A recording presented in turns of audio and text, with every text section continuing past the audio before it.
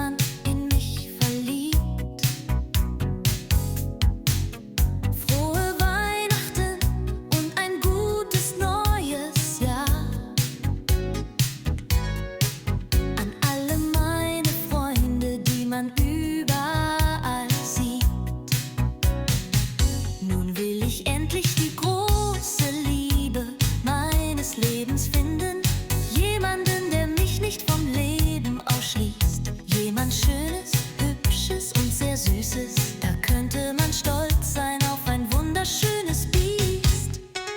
Nur einmal habe ich im Leben Pech gehabt. Ich hätte nie gedacht, dass mir so etwas geschieht. Aber diejenigen, die mich verlassen haben, taumeln ins Dunkel. Sie wurden unglücklich und von Verdorbenheit übergießt.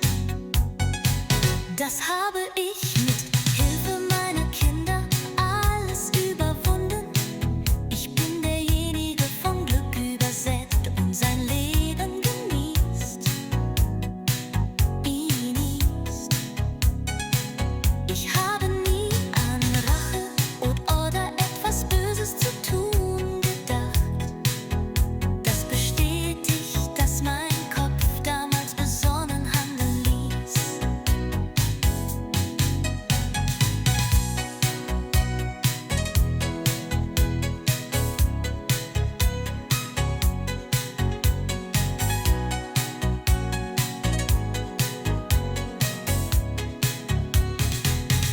Nun schreibe ich Bücher, mache Musik und singe Lieder, so wie das Leben sprudelnde Blut durch meine Adern fließt.